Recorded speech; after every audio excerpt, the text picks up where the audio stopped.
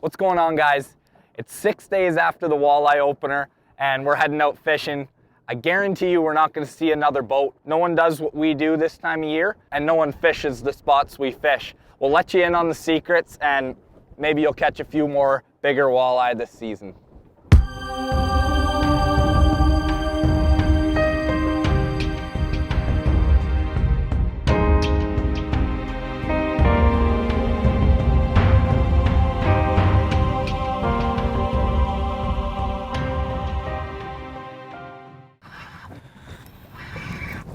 Oh.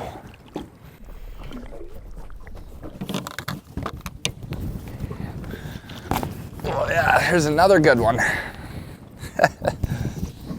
Look at that. Oh, she's been chewed. Wouldn't want to see the fish that was taking a bite out of her. That's awesome. Check it out though. Big baits, bigger walleyes. I love it.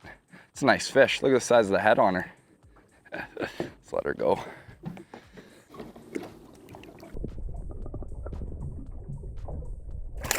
Whew. That's awesome. Probably the biggest misconception in the spring with walleyes is that most folks think that the females, because they're so much bigger and they've laid eggs, they come in, they spawn, and then they think, oh, they've got to recover and recuperate, and it's only the smaller males that are sticking around and are more aggressive. The actual fact is the females recover the quickest. They only come in once, they drop their eggs, and then they pull back out. The males, they're swimming frantically, they're competing with each other, they're courting several females. It's the males, believe it or not, and science has shown this conclusively, it's the males that are more worn out than the females and recover after the spawn. So the question is, then how come we don't see as many females? The reason is they tend to move. They move away from the spawning areas much quicker than most folks think. And especially the biggest walleyes, the biggest females, those 8, 10, 12-pound fish, they move out as fast as they can to deep water. They do it for two reasons. Once they pull out into deep water, they're in cold. The water's much, much colder, so they can reduce their metabolism and devote almost all of their eggs at that big, or weight at that big stage to producing more eggs. The other thing, once they move out into deep water, is that's where the cyst goes. Liam even caught a whitefish earlier today when we were out fishing a deep spot. And that's what those big fish are doing. They're targeting that soft grade prey. So the reason most folks don't catch bigger walleyes on opening day or just after the season opens is because they're fishing in where the males are and they haven't moved out and they're not fishing big enough baits. And we'll talk more about that in a minute. Check this out. I just grabbed this rod that I had laying in the deck. We were pike fishing the other day, so I had a super shad tied on.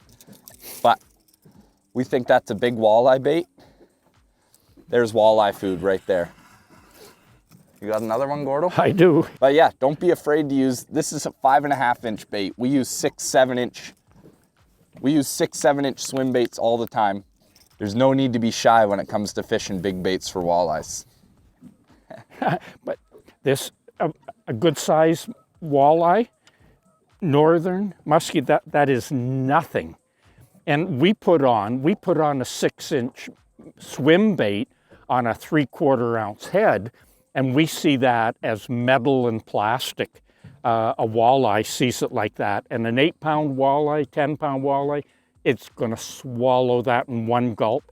And one fish, expenditure of energy, that one fish, give me that rather than a bunch of little pistachio nuts or sunflower seeds when they're eating little tiny baits.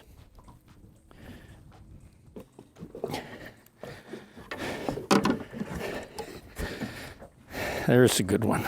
One of the keys, again, we're not fishing traditional spring walleye spots. These bigger fish, as soon as they've pulled out from the bay, so you look for the rocky shorelines, you look for the boulders, shallow, but then what you do, as soon as the spawn's over, and they spawned a week ago, literally a week ago, the females, the bigger fish start pulling out. Out here, there's 65 feet of water. We're on the first point, closest to the spawning area, adjacent to the deep water. And these bigger fish just like coming out, and we're throwing swim baits.